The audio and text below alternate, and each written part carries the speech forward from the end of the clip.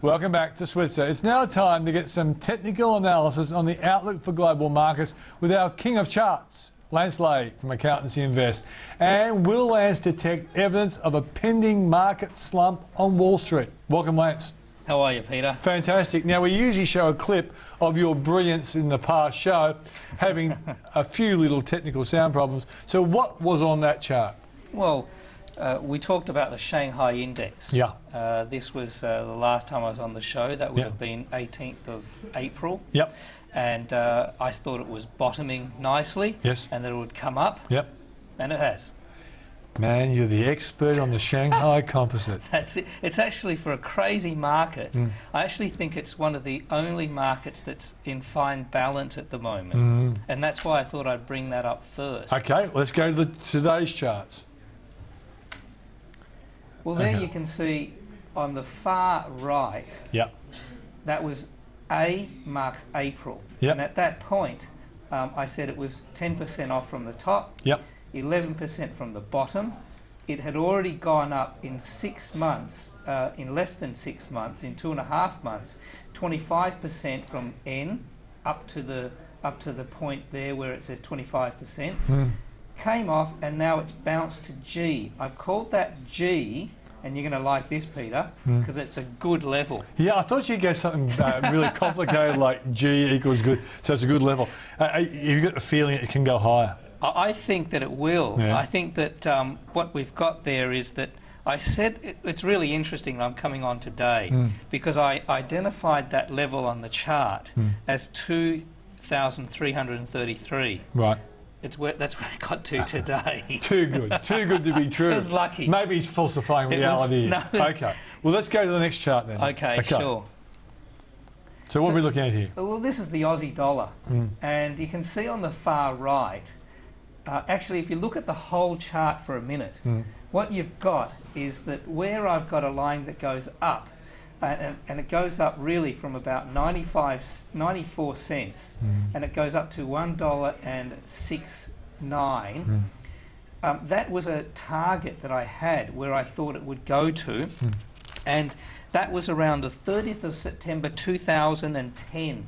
That was when I came on the show and first produced this chart, Peter. Yeah. And what you can see in that chart is that we've really been range bound in essence from $1.07 between those two yellow lines. Correct. Yeah. From about $1.07 all the way down to about 94 cents. And you can see on those two Bs there, we've actually been to where we are now and bounced off twice. And so now that we're at 95.51, what I think is more likely to happen, I mean, if you fell 7.5% in 4 days, that's enough. Yeah. I think what we're going to do now is where you can see that plus 4% that's in the middle of the chart. Yeah. That's at about 90. That's about at 90. That's around $1. Yeah. Just under $1. Yeah. I think it'll bounce up to there soon. Yeah. Well, Michael Knox, when he was on the program on Monday, said that steel production in China is actually at record highs, and he's tipping that commodity prices will actually make a bounce back, and he's tipping the dollar rises.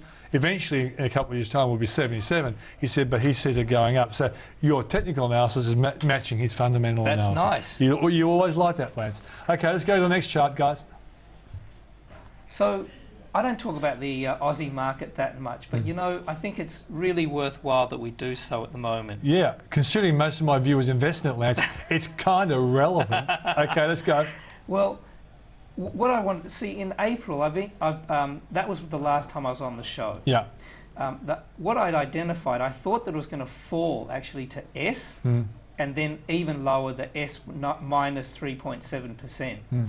What's actually happened is that it went the other way and went up to and past R, which is my resistance level, and it's come off again in the last 4 days. Yeah. But what I've got in the chart there is EF. Yeah. EF is what I think is the effective fall, because if you factor in the fall in the Aussie dollar and factor that into what is the value of the index, I've actually got 2 levels that it could be at, and that EF is actually at 4,777, and that's at a minimum level where it really is adjusted for exchange rate, or even 4,600, which is below the S.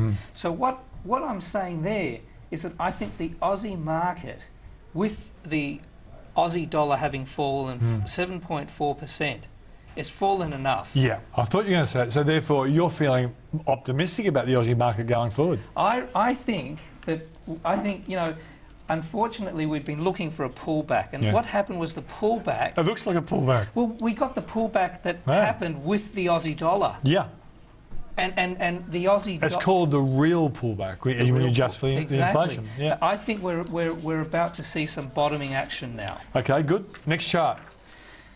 This has been the one that has truly eluded us. Oh yeah. And that's why I wanted to address it. When is Wall Street going to play ball with us and drop? Yeah, look, if this keeps going, it's actually quite unhealthy, I think. You know, Japan going up the way it did was unhealthy. Yes. We saw what's happening there. Yeah. I think this is like, where do you pick a top? Who knows, right? Yeah. So if we go from the 16th of November up until where we are now. What letter are we talking about, Lance? So the 16th of November is on the far left of the chart. Yes, you can see it there. Right? You actually got 16 NOV. That's NOV. really convenient. Yep. Then by the time you get to now 1660, it's gone up 25.6% in 6 months' time. Yeah. It's just okay. That's it. I've been talking about that. It's been enough. And I think now that we should fall to the S level, which is 4.6% lower. Yeah. If you factor in the strength of the US dollar, where I did this chart was back in March. So March, it was 1563. I first did this chart then, and I thought that where the M is. Where the M is. Yeah. And on that chart, you can see this high level of plus 11.6%. I said that by the end, by sometime later this year, we should get to 1744. Yeah. And you know, look, in the matter of 2 months, we've done half of that already. Yeah. And if you factor in the US dollar strength, we've actually gone over that mark. It's 4784. If you put the appreciation in. Yeah.